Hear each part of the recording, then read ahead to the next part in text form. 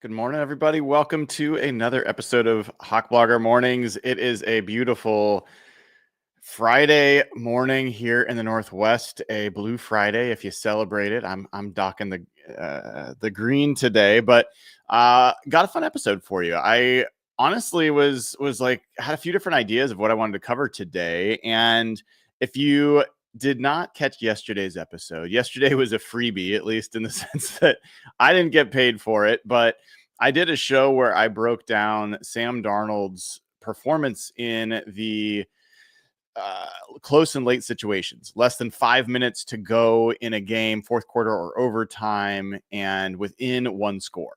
And he was the top passer in the NFL last year in those situations. So we went through and watched some film. Unfortunately, when we watch film together, the videos get demonetized. I also did not make an audio version of that episode because I kind of figured you kind of got to see it. I don't think just hearing me talk you through it is enough. But if you are listening to this audio version, be sure to go check that out up on youtube.com.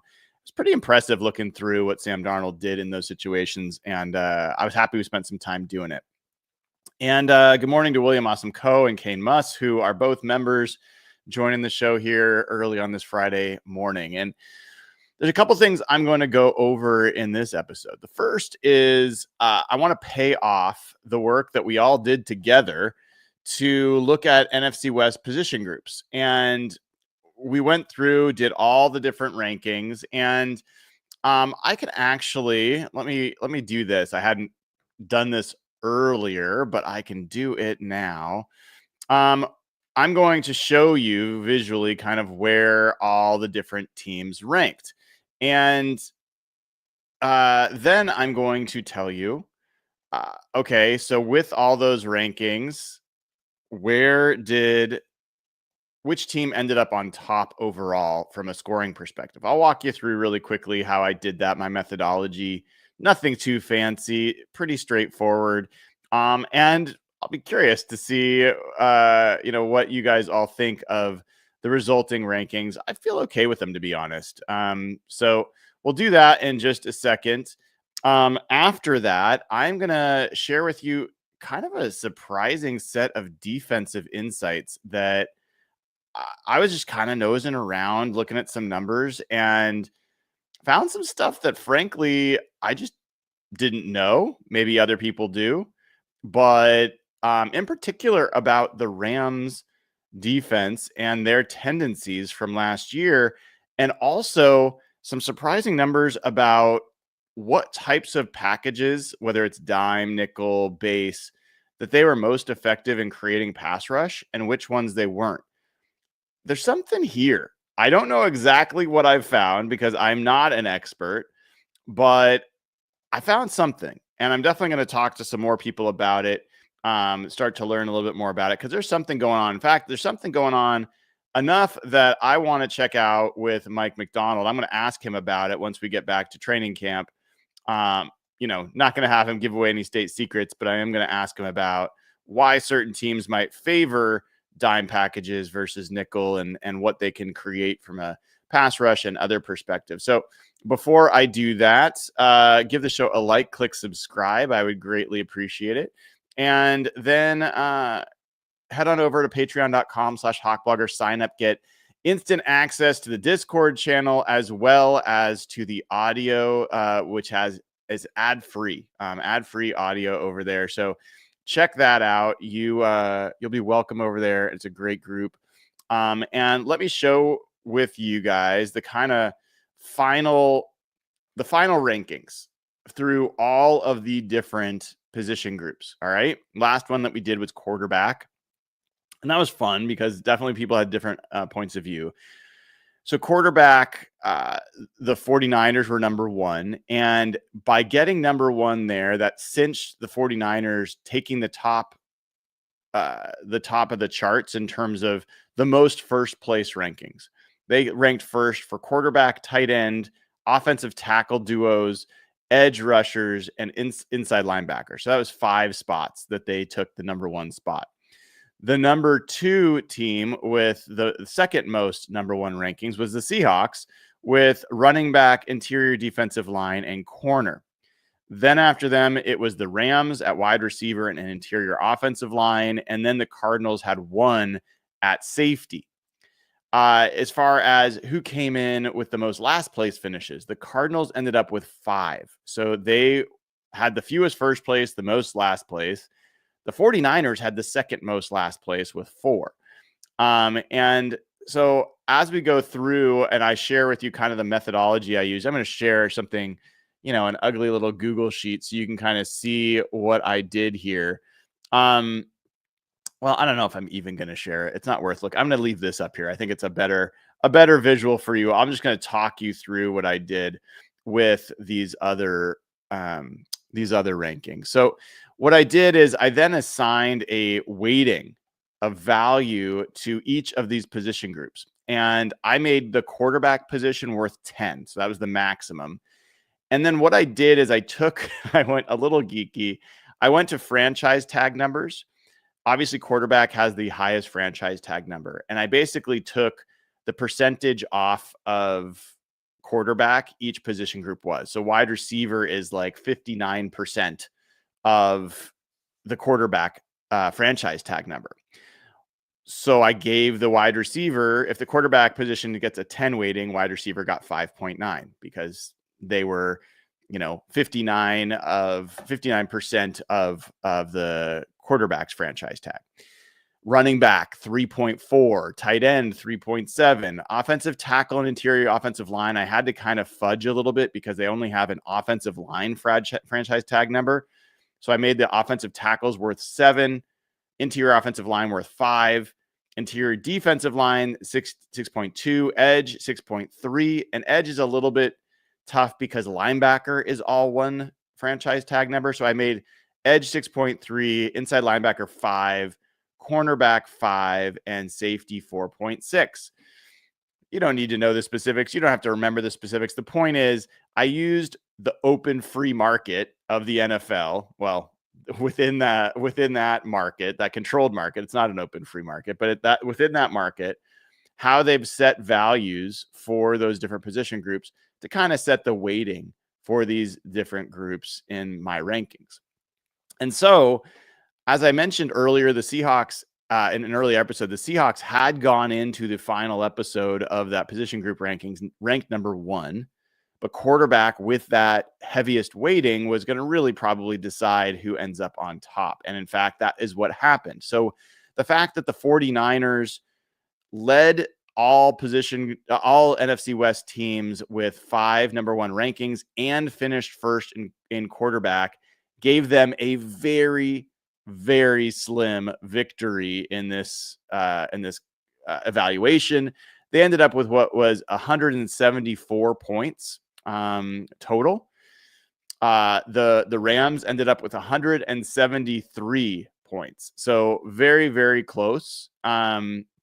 173.2 to be exact.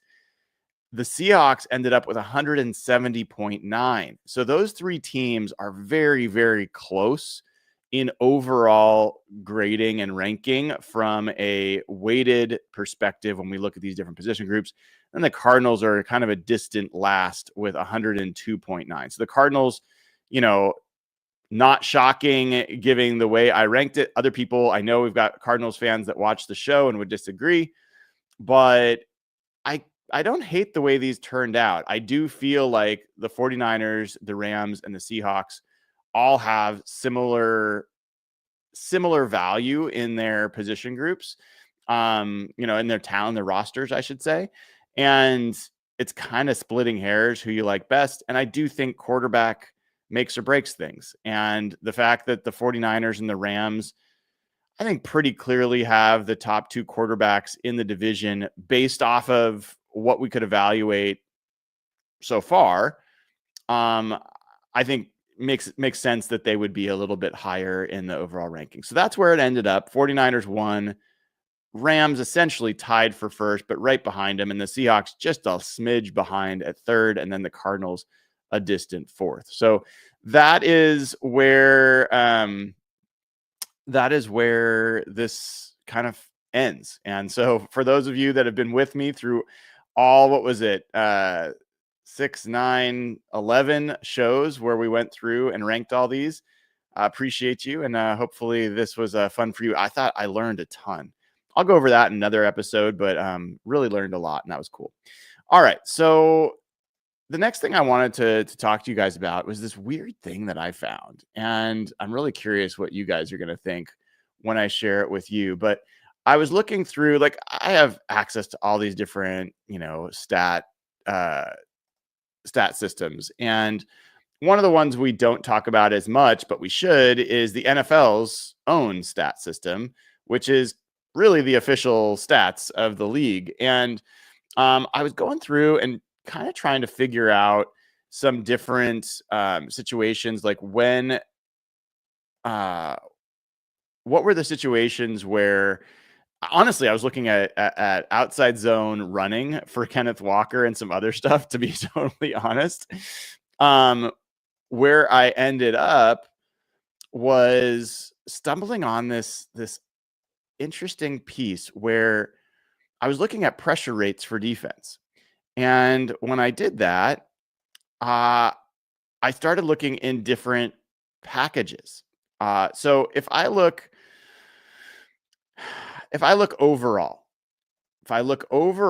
for defenses last year that had the highest pressure rate, okay, in the NFL, and this is in combined, like, no special sub package. This is just looking at all of it.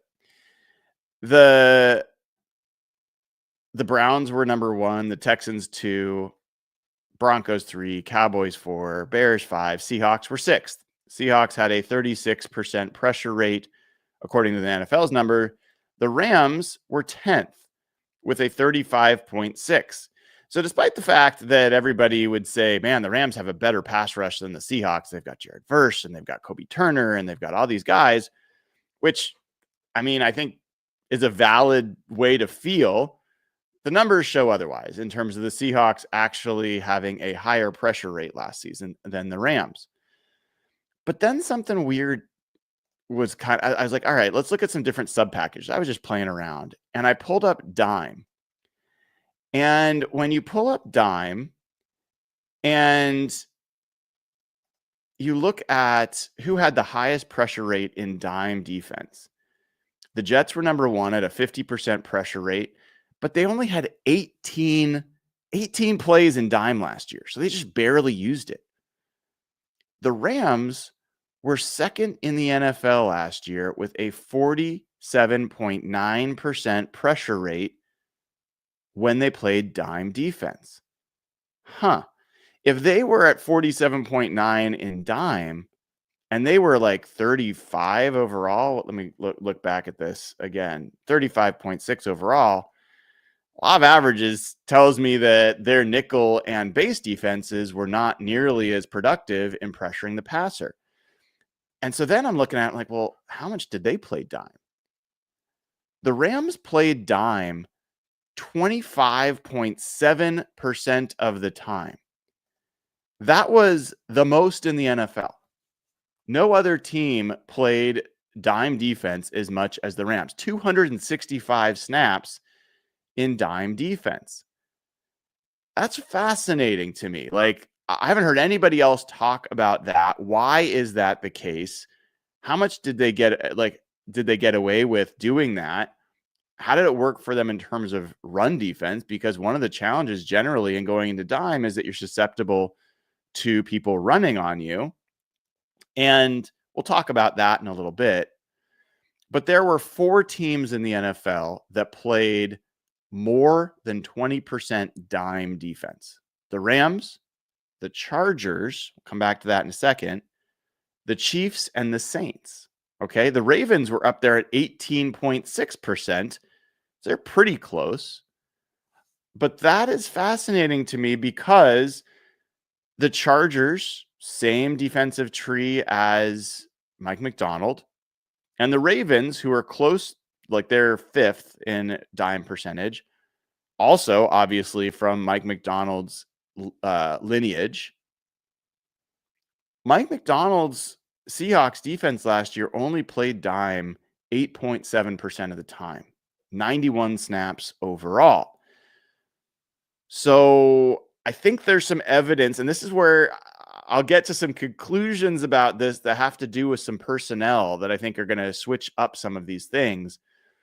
But the two quick takeaways here. One, the Rams played more dime defense than any team in the NFL. Over a quarter of their defensive snaps were in dime.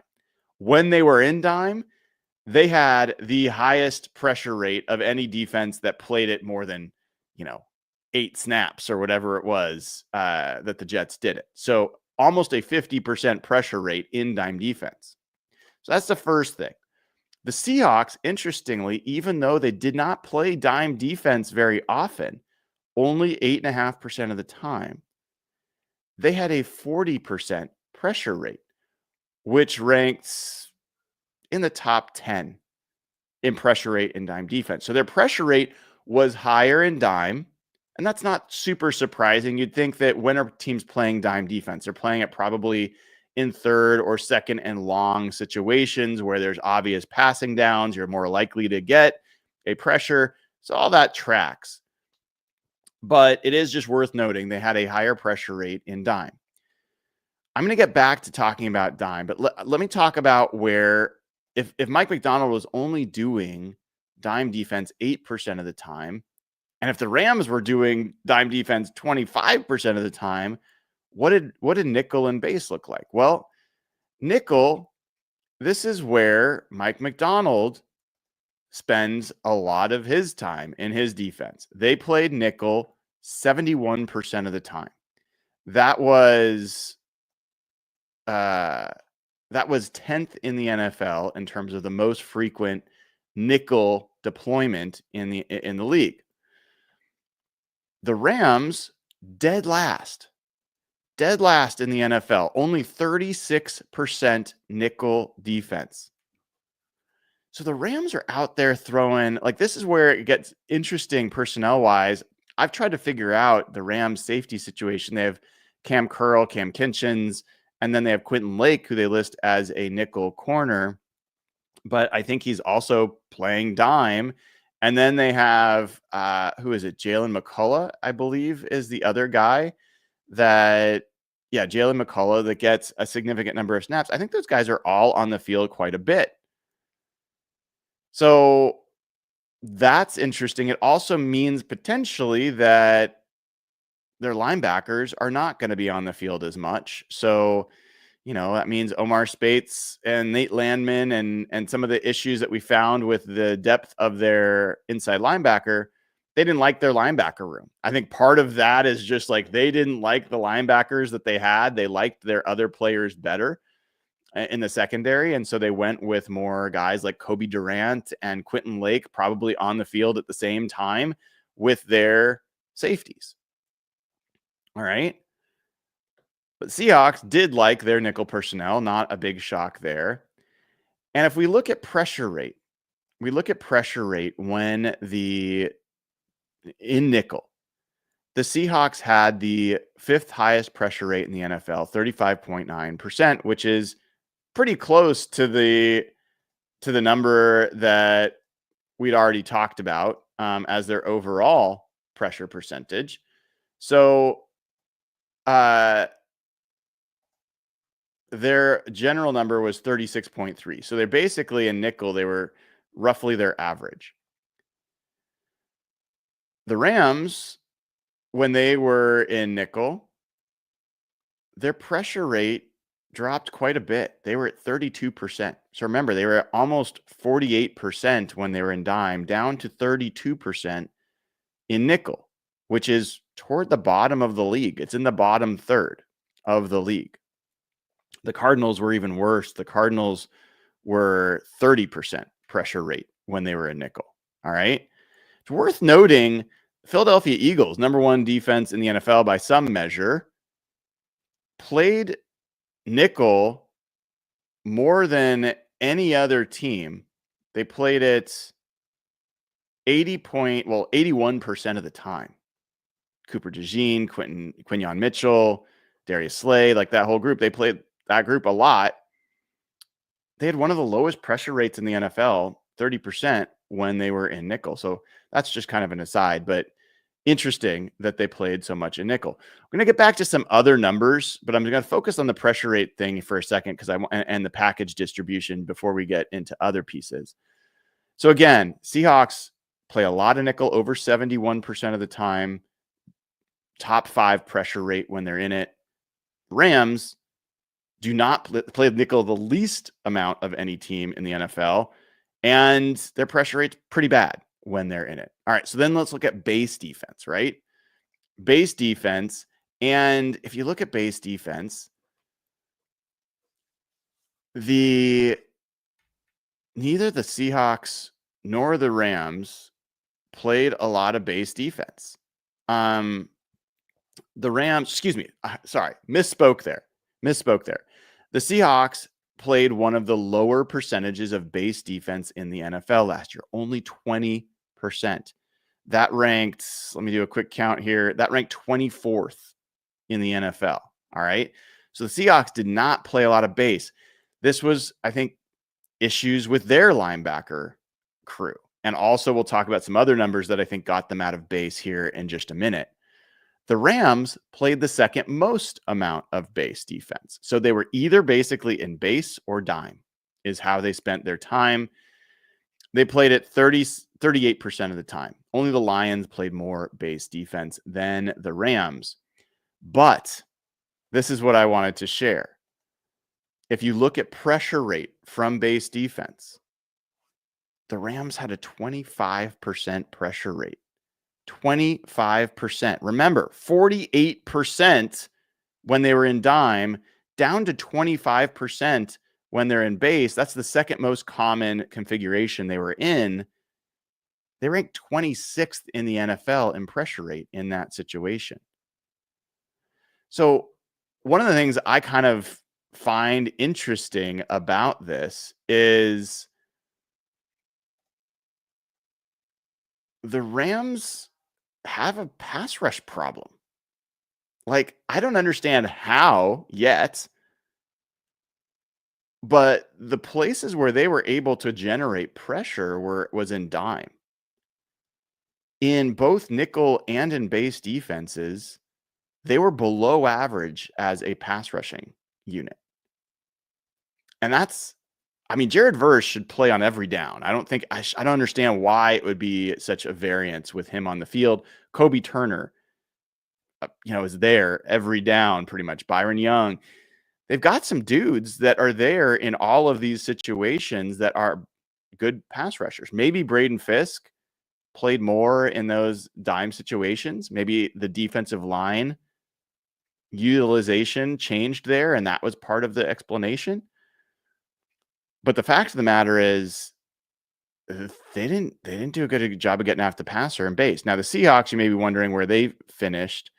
They were 13th in pressure rate. They had a they're actually 12th, a 33% pressure rate. And again, the Seahawks pressure rate is essentially almost the same in every situation. A little bit higher in dime at 40, but you're talking about 35 to 33 in the other. You don't see this big variance. And also the fact that the Seahawks are primarily a nickel team and the Rams are primarily a dime team is interesting. So one of the things that stands out for me about this is I would bet that Mike Macdonald wants to play more dime this year. And I would bet also that the draft pick of Nick Emanwari was not accidental in this regard. I think, what did Mike Macdonald say when Nick Emanwari was drafted? We were going to start him at nickel and dime. I think almost everybody has forgotten that he said dime as well. But I think what you had last year was Rayshon Jenkins out there in those dime situations often. And I don't think Mike Macdonald felt good about how he performed in those situations. And I don't think he felt good about how the team played in those situations. And so if we go back, I'm going to look at dime for a second, and I'm going to share some other numbers with you about this. But if you look at, let's say, EPA per play. The Seahawks actually had like the 5th best EPA per play in the NFL in dime. So maybe Mike was too hard on this group. I don't know. The Rams were 7th in the NFL in EPA per play in dime. So the Rams were playing it a lot, and they weren't better than the Seahawks, at least in terms of how opponents produced against them. But there is another aspect that is not so good for the Seahawks, at least.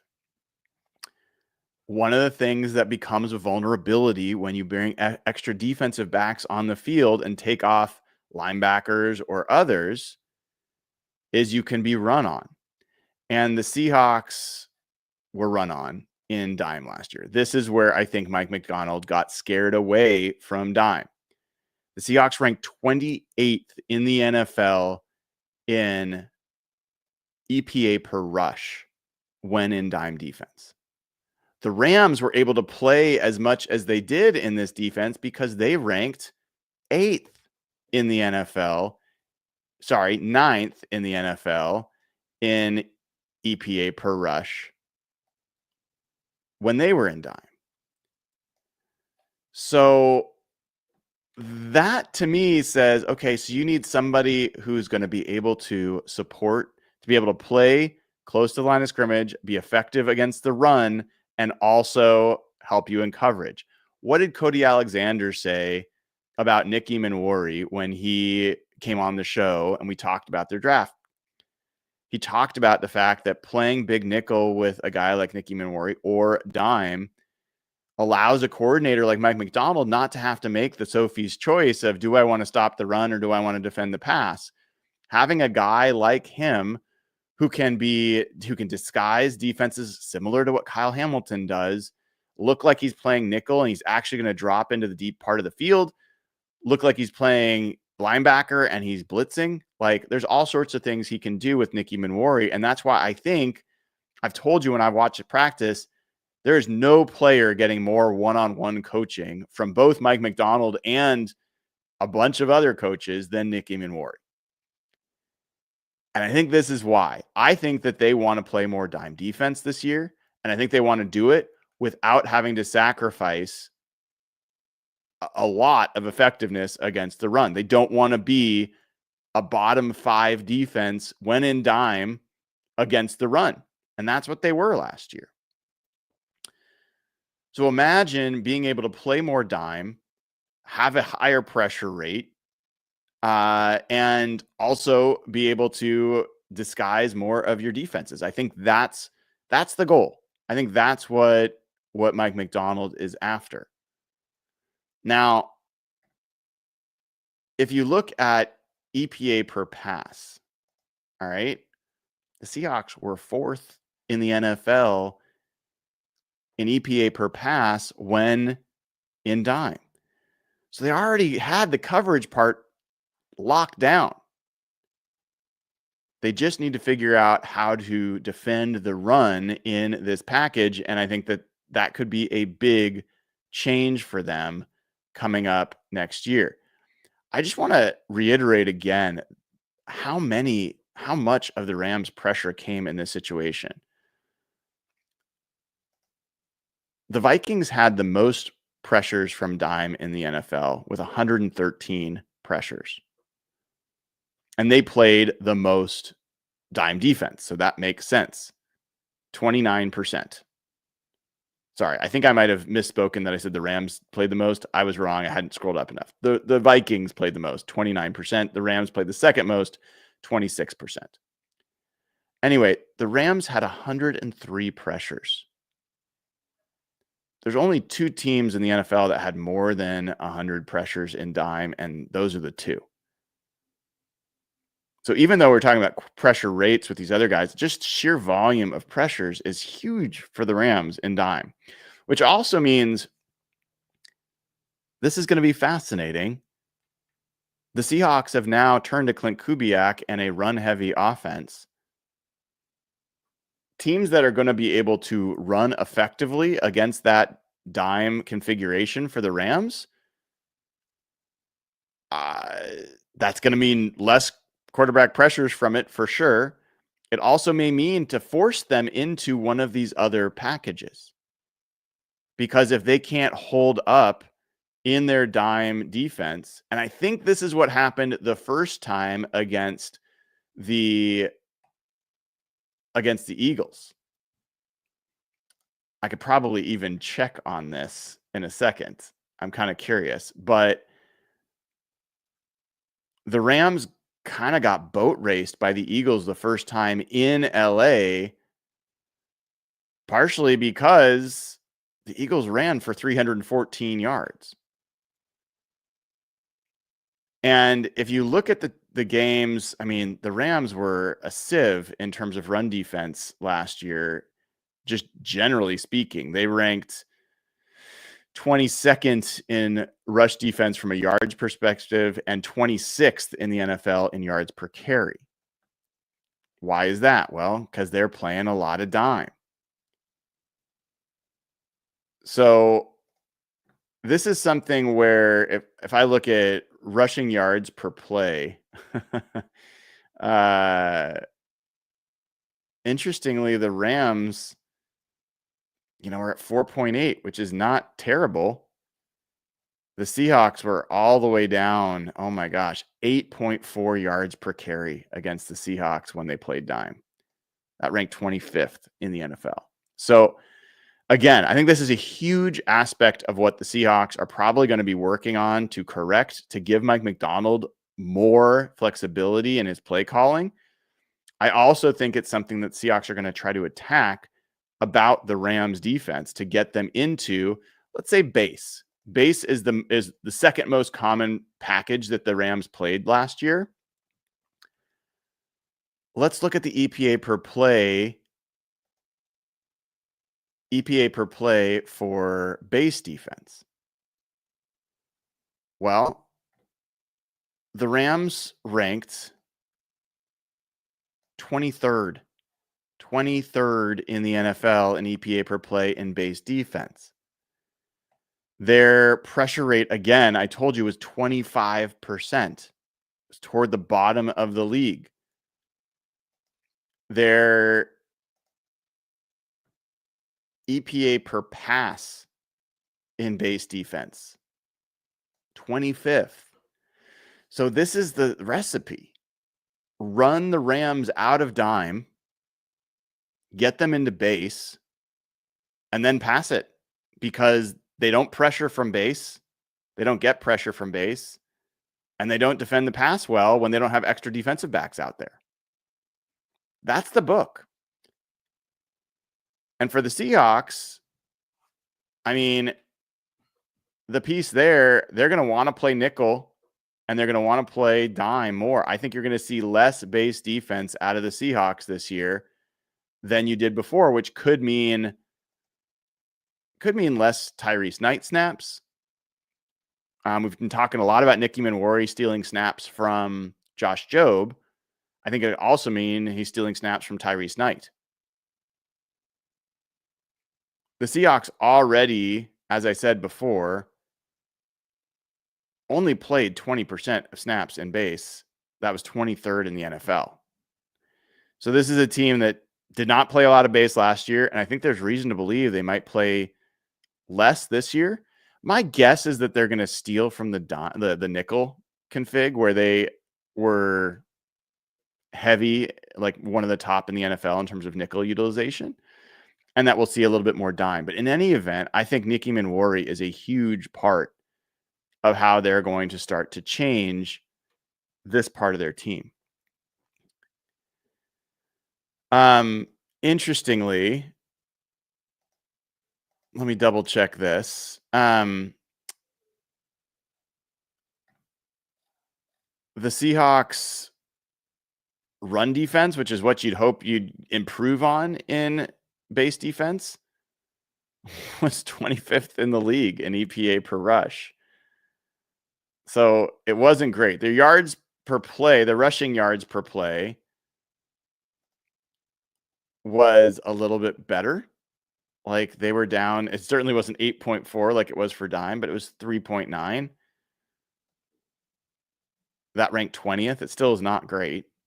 If you go to nickel, curious how they performed there. So interestingly, in nickel, it was their best run defending unit. They finished 13th. And I think part of that was Devin Witherspoon is a dog as a nickel corner against the run. One of the best run defending nickel corners in football, if not the best. And so, yeah, they were 13th in EPA, rush EPA per play in nickel. Anyway, I find this interesting. Maybe I'm the only one, and that's why I do a show every day about this team and about football. But this to me is going to be something I'm going to want to ask the coach about when I get back. And it's also something that I'm going to be monitoring to see how often they're getting into these packages once we get there.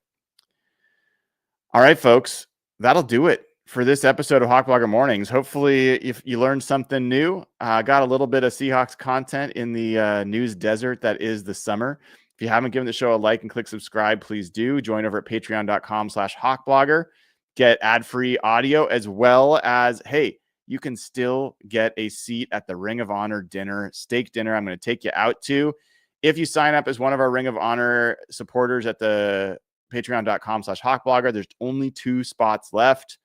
You are welcome to join, and I'd be happy to invite you to that dinner.